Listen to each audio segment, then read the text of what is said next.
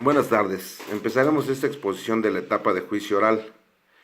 Aquí es donde se desahoga y valora la prueba contra el debate. Se radica el asunto al tribunal de juicio oral y termina con el fallo del juez. La audiencia ante un tribunal.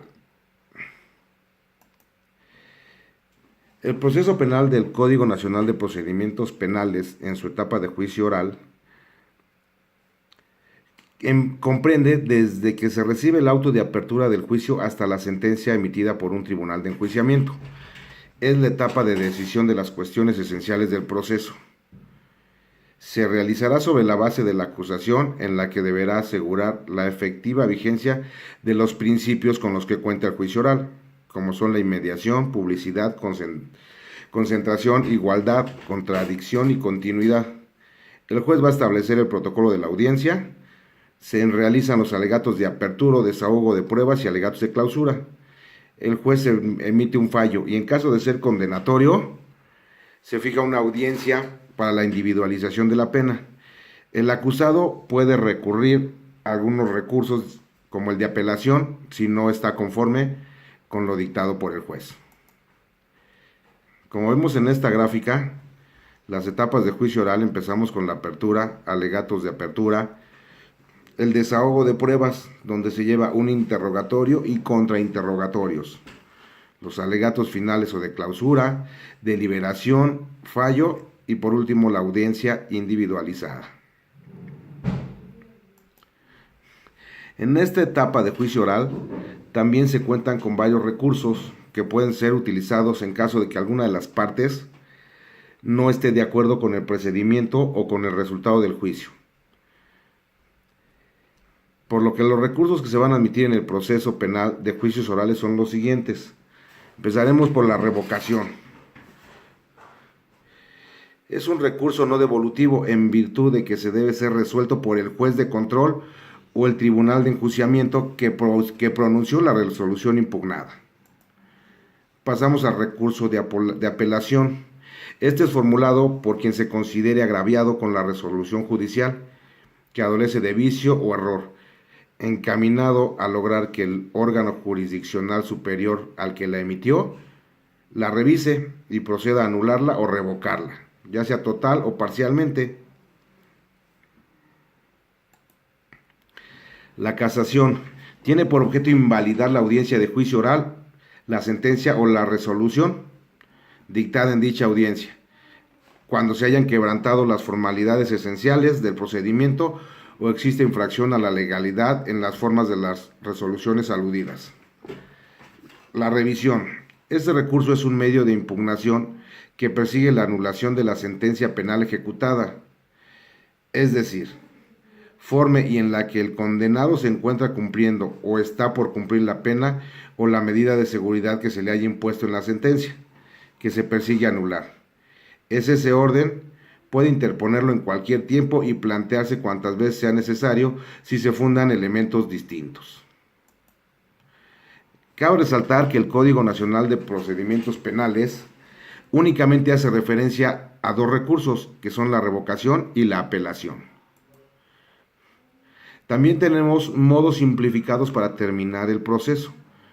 En el artículo 17 de la Constitución Política de los Estados Mexicanos, nos dice que toda persona tiene derecho a que se le administre una justicia pronta, completa e imparcial, por lo que dentro del mismo se le permitirá a las partes poder solicitar la aplicación de algún modo simplificado de determinar el proceso. Estos modos simplificados los podemos empezar con la conciliación. La reforma constitucional del 2008, así como el sistema penal mexicano, transforma la forma de administrar justicia y se implementa un sistema penal acusatorio en la modalidad de lo que hoy conocemos como juicios orales. Y se establece una forma para poder concluir de forma anticipada el procedimiento penal. En la Constitución Política se encuentran debidamente regulados estos mecanismos alternativos para la solución de controversias, con la final de que únicamente lleguen a juicio aquellos asuntos en los cuales resulte imposible la reparación del daño o por la trascendencia que tienen en la sociedad el hecho que la ley determina como delito. Los mecanismos alternativos para la solución de las controversias, conforme a la ley que se comenta, son la mediación, que es un mecanismo voluntario a través del cual las personas involucradas en el ejercicio de su autonomía buscan, construyen y proponen opciones de soluciones de la controversia para alcanzar la mejor solución a esta. La conciliación es otro mecanismo por el cual las personas que intervienen proponen soluciones a su controversia. Y aquí pasamos a la junta restaurativa.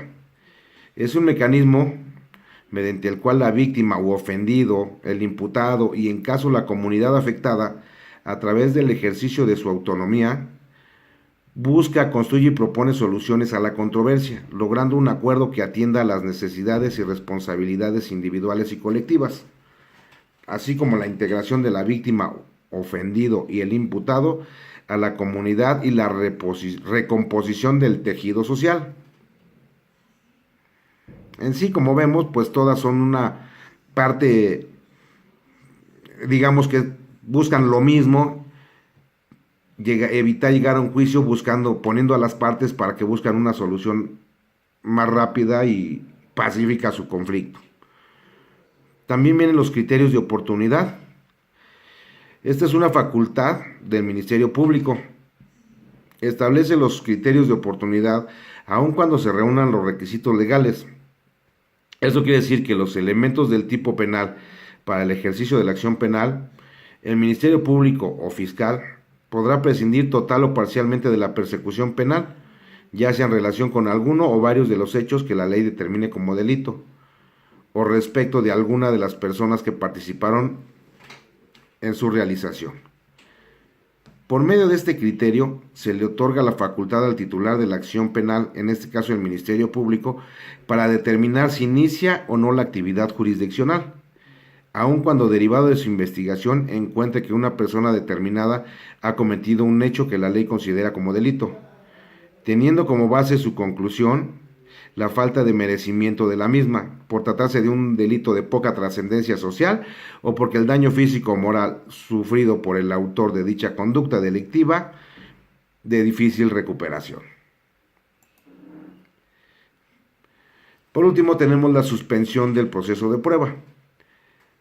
En cuanto hace a este punto, establece que la suspensión del proceso de prueba es un mecanismo procesal que permite ya sea el propio imputado o el Ministerio Público con acuerdo de la víctima u ofendido, con la aprobación del juez de control para dar por terminado de forma anticipada el procedimiento o dejarlo en suspendo cuando se cumplan ciertos requisitos previstos en la ley, además de satisfacer determinadas condiciones establecidas por el juez de control, que permitan suponer que el imputado no volverá a delinquir.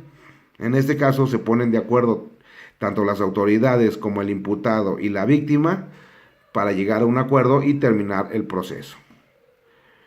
En sí, con esto terminamos nuestra participación en la etapa de juicio oral, con esta gráfica donde ponemos aquí la resolución inicial del tribunal de juicio. Tiene que nombrar a los jueces, la fecha del juicio y citar a todos los involucrados.